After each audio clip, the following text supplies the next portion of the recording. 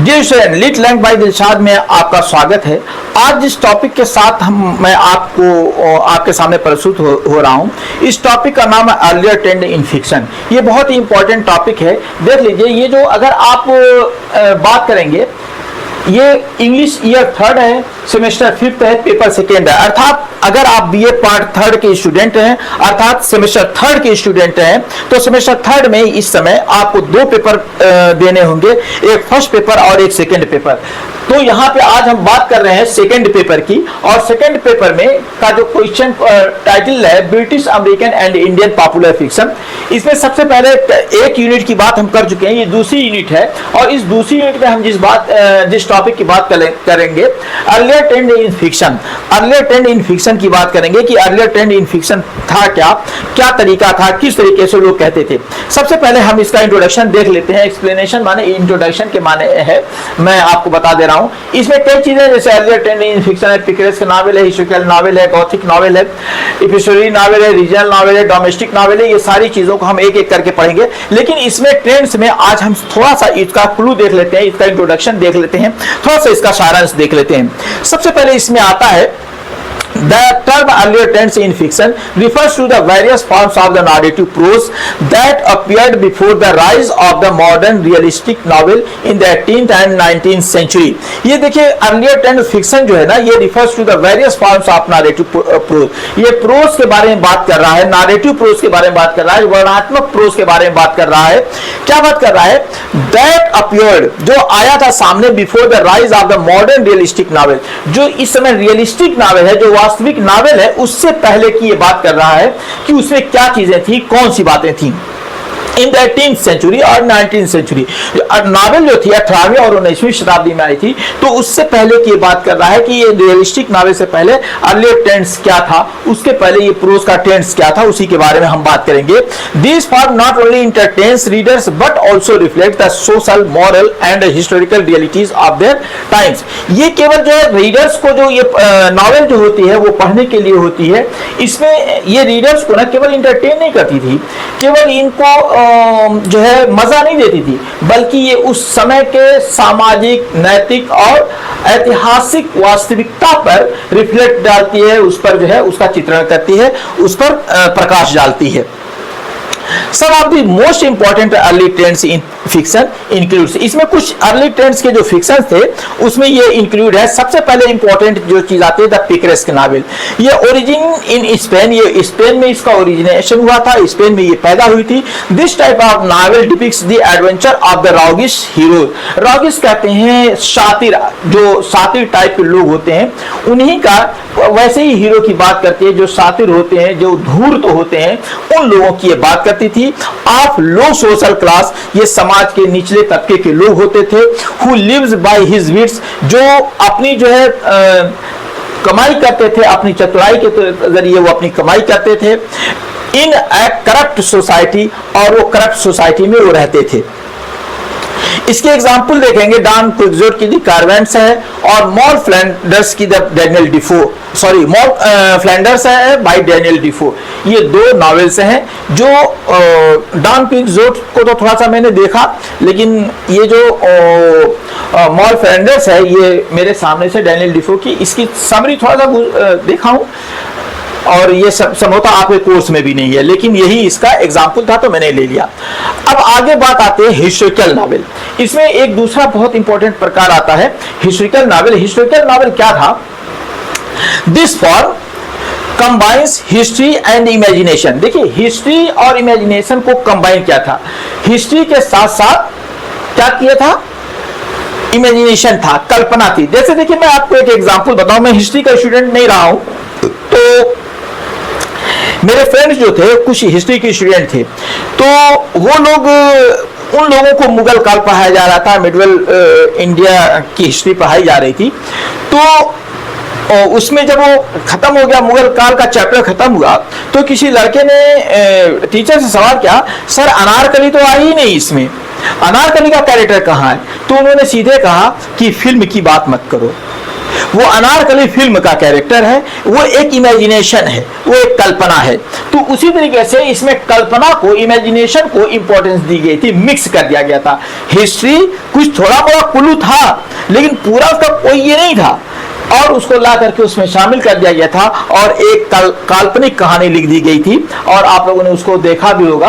तो उसी को प्रेजेंटिंग फिक्शनल कैरेक्टर्स, और उसमें फिक्शनल कैरेक्टर को ही उसमें जो है प्रस्तुत किया जाता था against the real historical background. जो रियल हिस्टोरिकल जो बैकग्राउंड होता था उससे हट करके इसमें जो है एक फिक्शनल कैरेक्टर को लाके खड़ा कर दिया जाता था, जैसे आपकी अनारकली है। अगर हम एग्जाम्पल की बात करते हैं इसमें, तो सर वॉल्टर स्कॉट से जो है इवानको एंड लियो, और टॉलस्टॉय की है वॉर एंड पीस, इसमें तो है। आगे आती है अगला जो टॉपिक है वो है gothic novel emerging in the late 18th century. ये कहा था 18वीं शताब्दी में ये सामने आई थी। This tent introduce the elements of horror. ये जो था, ये बहुत सी चीजें थी, गॉथिक नॉवेल थी, ये सामने आई थी 18वीं शताब्दी में, और introduce element of horror, mystery, इसमें हॉरर था, मिस्ट्री थी, एंड दी सुपरनेचुरल, और कुछ उसमें जो सुपरनेचुरल चीजों को, जैसे चुड़ैल है, भूत है, शैतान, इन सब सारी चीजों को इसमें लाया गया था। अगर हम एग्जाम्पल की बात करते हैं, इसमें एग्जाम्पल आता है तो द कैसल ऑफ ओटरांटो है बाय होरैक है, वालपोन है, एंड फ्रांसिस बाय मैरी शेली की है। ये 2-3 नॉवेल्स हैं उसमें, जो इसमें भूत शैतान की बातें हैं। इसके बारे में मैं डिस्कस नहीं करूंगा, वीडियो लंबा हो जाएगा। आगे बात करते हैं इपिस्टोलरी नॉवेल की। इपिस्टोलरी नॉवेल जो थी, ये था a novel written in the form of letters. ये लेटर्स के बारे में, डायरीज के फॉर्म में और डॉक्यूमेंट्स के फॉर्म में इसे लिखा जाता था, ऑफरिंग मल्टीपल पर्सपेक्टिव्स, और ये ऑफर करता था मल्टीपल पर्सपेक्टिव, कई पक्ष को ये प्रस्तुत करता था, कई नजरिए को, कई दृष्टिकोण को ये बताता था। एंड डीप साइकोलॉजिकल इंसाइट, और इसमें जो है डीप साइकोलॉजिकल इंसाइट होता था, इसके अंदर अंतर्दृष्टि होती थी, साइकोलॉजिकल इंतर्दृष्टि होती थी, कि अर्थात इसको साइकोलॉजिकल तरीके से बहुत गहराई से इसको समझाया जाता था, देखा जाता था। अगर हम इसके एग्जाम्पल की बात करते हैं तो पामेला बाय सैमुअल रिचर्डसन है, और ड्राकुला है बाय ब्रॉम स्टॉकर है। ये सब नावल जो है संभवतः आप लोगों ने सुना भी नहीं होगा, हालांकि मेरे सामने से तो गुजरी ही 1-2 बार। आगे देखते हैं रीजनल नॉवेल। रीजनल नॉवेल क्या चीज है? This types of fiction represent the life, culture, dialect and tradition of the specific geographical area. ये जो रीजनल नॉवेल जो थी, ये अलग अलग क्षेत्र के बारे में, स्पेसिफिक खास तरीके के जोग्राफिकल एरिया के बारे में ये वर्णन करती है। ये ऐसी नॉवेल होती है जिसका कौन सारी चीजें उनकी रिप्रेजेंट द लाइफ को उनको प्रस्तुत करती है, किसी एक विशेष क्षेत्र के जीवन के बारे में प्रस्तुत करती है, उनका कल्चर कैसा है, उनकी संस्कृति कैसी है, उनकी भाषा कैसी है, उनके ट्रेडिशन कैसी है, रहन सहन कैसा है, ऑफ स्पेसिफिक जोग्राफिकल एरिया। अगर हम एग्जाम्पल की बात करते हैं तो टॉमस हार्डी की टेस्ट ऑफ द डू एब्रेलीज है, सेट इन द वेसेक्स में, इसको सेट किया गया है।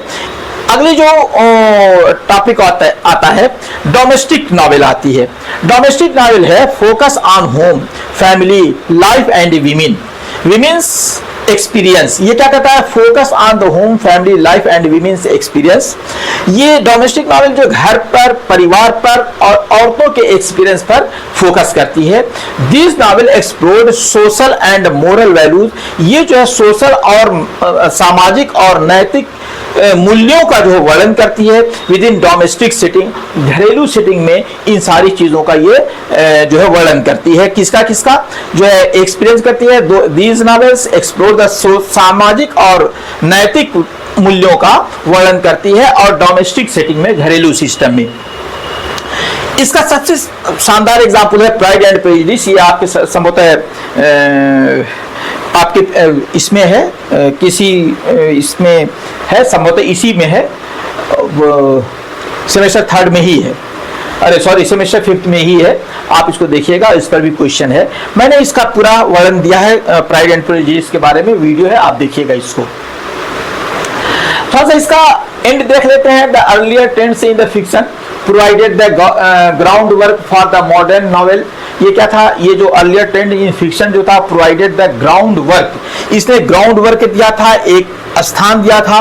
क्या दिया था, स्थान दे दिया था किसको, क्रिएट करने के लिए, किसको क्रिएट करने के लिए, तो मॉडर्न नॉवेल, मॉडर्न नॉवेल के लिए इसने एक जो है जमीन बराबर कर दी थी, ग्राउंड वर्क किया था, अर्थात इसने कुछ काम कर दिया था कि मॉडर्न नॉवेल इस पे लिखी जा सके।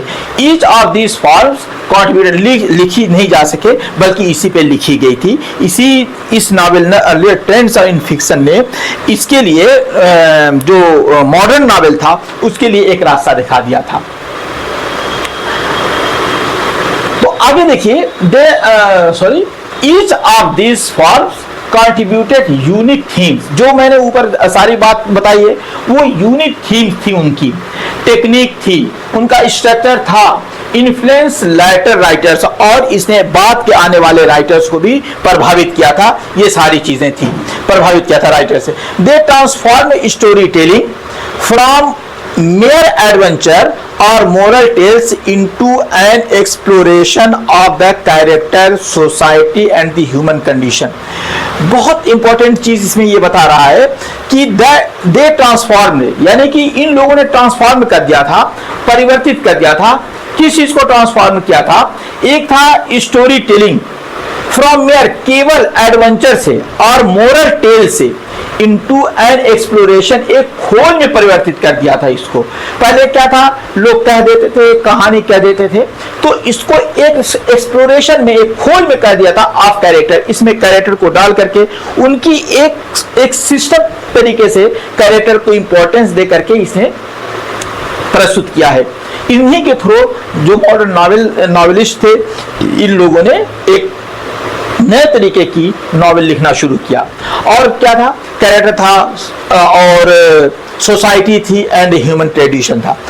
अगर थोड़ा सा अगर आपको प्रॉब्लम हो तो हिंदी वाला भी पोर्शन देख लीजिए।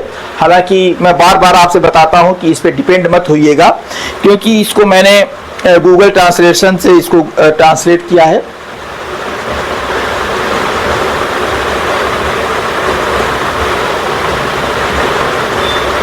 स्क्रीनशॉट ले लीजिए, चाहे जैसे भी इसको पढ़ लीजिए, छोटा सा वीडियो है। आइए एक्सपेक्टेड क्वेश्चन के बारे में देख लेते हैं। सबसे पहला क्वेश्चन है, discuss the origin and development of the fiction before the 19th century, 19वीं शताब्दी से पहले का फिक्शन किस तरह डेवलप हुआ था, इस पे है। आप देखिएगा, आराम से इसको देखिए, स्क्रीनशॉट ले लीजिए, चाहे जो है इसका जो है ये वीडियो रोक करके देख लीजिए। फिर दूसरा क्वेश्चन आता है, explain the main types of early fiction. Early fiction के बारे में आपको जो है एक्सप्लेन करना है, जैसे पिक्रेस्क है, हिस्टोरिकल नॉवेल है, गॉथिक नॉवेल है, इपिस्टोरी नॉवेल है, regional novel and domestic novel है। इसके बारे में आपको वर्णन करना है। थोड़ा सा वैसे ऊपर मैं बता ही चुका हूँ, पढ़ा ही चुका हूँ, लगभग यही क्वेश्चन है। इसको आप आराम से देखिएगा, सारी चीजें आपको समझ में आ जाएंगी, कोई इसमें नई चीज नहीं है। नेक्स्ट क्वेश्चन आता है discuss how realism and the moral purpose shaped early English fiction. कैसे जो है discuss realism and moral purpose, realism को, मोरल पर्पस को का वर्णन करना है, कैसे इसने अर्ली फिक्शन को एक शेप दिया था, एक आकार दिया था। ये भी क्वेश्चन है, इसको भी आप स्क्रीनशॉट करके देख सकते हैं। छोटा सा बहुत शार्ट क्वेश्चन में ये लिया हूं, ये शार्ट में ही पूछा जाएगा। नेक्स्ट फोर्थ क्वेश्चन है, ये भी शार्ट क्वेश्चन है, how did women writers contribute to the early trends in fiction. Women writers ने कैसे कंट्रीब्यूट किया था ट्रेंड्स इन फिक्शन में। पांचवा सवाल है आपका ये भी शॉर्ट क्वेश्चन है, why are earlier trends in fiction important for understanding the modern literature. तो ये सारे क्वेश्चन थे दोस्तों। ये जो क्वेश्चन मैंने बताया है आपको, और बहुत सी चीजें आपको मैंने बताई हैं उसमें। तो अगर आपको ये पसंद आया हो, आपको यूजफुल लगे, तो अपने दोस्तों में जरूर शेयर कीजिएगा। अगर आप चैनल पे नए हैं तो सब्सक्राइब करना कतई मत भूलिएगा, बेल आइकन को जरूर प्रेस कीजिएगा, ताकि इस प्रकार के वीडियोस आपको मिलते रहें और आपको कहीं भटकना न पड़े अच्छे नंबरों के लिए। मिलते हैं नेक्स्ट वीडियो में। Thank you.